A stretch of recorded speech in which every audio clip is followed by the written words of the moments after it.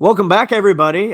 Quick turnaround here. We just wrapped up recording the Post Game Pints podcast, but we have to make an amendment. Sean, I don't know if we've ever had to do this before, but just as we were wrapping up, the Montreal Canadiens announced that they have traded Ben Chiarot to the Florida Panthers. The Canadiens will get a first-round pick next year. They will get a player for Tyler Spelanek, and they also get a fourth-round draft pick. Before we get into any of it, I want to say congratulations to you. I know you've been on the losing end on some of these things. Sean Starr, I'm sure, will congratulate you when he sees you. You have won the Ben Chiarot draft. Ben Chiarot is now a Florida Panther. Sean, how do you feel? I feel pretty good. It was a first round pick. You chose wrong. You had the first overall pick. This is a first round, second overall pick. So Sean Starr kind of probably felt like he had no chance whatsoever to win the Ben Chiarot draft. Go check out episode 100 where we discussed all the possibilities of where Ben Chiarot could to go. But he's going to the Florida Panthers. They freed up some cap space. The Canadiens are going to retain 50%. And Mitch, if we go back to episode 101, which we actually just finished recording, I encourage you to go check it out. But this is instant reaction to the deal. The Canadiens get a pick in 2023, and I kept saying I like this idea. I think it's a good possibility. They already have two in 22.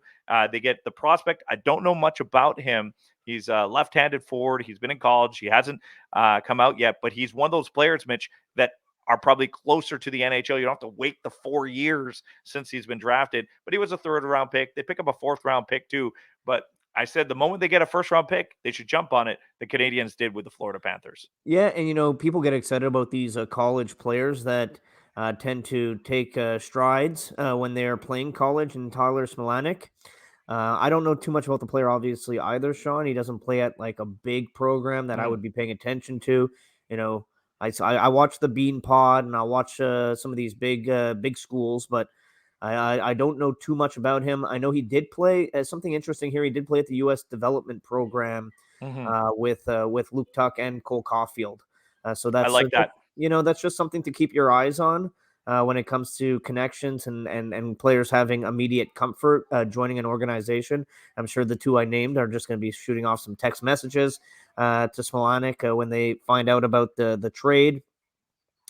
The first round pick in 2023 is interesting because we hear good things about that draft compared to the 2022 draft. But Sean, the other thing I like about a pick in 2023 is nothing is guaranteed in the world of hockey. And yes, the Mhm. Florida Panthers are very good this year.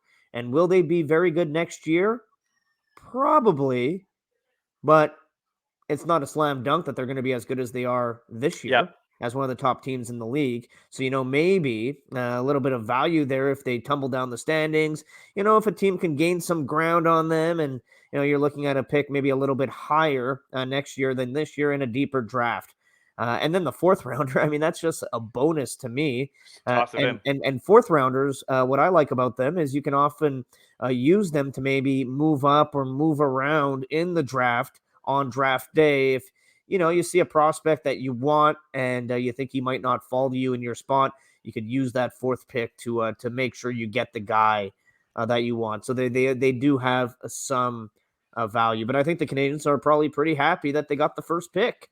Well, they got the first round pick plus plus. So it's a plus plus deal. So I think that's solid for the Canadians. I mean, if you got the first round pick and a fourth round pick, people were like, "Oh, you were only going to get a first round pick. Now you get Mhm. first round pick in a deeper draft, possibly not 30th. It might be 25th. So it's just a little bit better." And I know we just want to do a little quick 5-minute post game pints podcast here, but I do love this. And if you go back to episode 100, there was a reason why I picked Florida. Ben Chiarot is exactly what they need. I know that Jacob Chikrin was on their radar, but Ben Chiarot will provide something for that defense core. It'll alleviate some pressure off of Aaron Ekblad. I really like the fit in Florida, Mitch. Fit's good, and just imagine, Sean, what that locker room is thinking and feeling right now, and how happy they are going to be to welcome him into their dressing room. You're right. Provide some relief for Uyghur and Ekblad. Gives them some experience that they don't necessarily Mhm. have at this time. And I'm sure Tampa Bay and Toronto right now are thinking, ah, damn it, that guy lands in our division, and we're going to probably see him early in the playoffs. Can't be pleased with that. Let's start those wheels in motion. Trade deadline. It started. We're here for all your coverage on Post Game Pints podcast. Peace. Let us know what you think.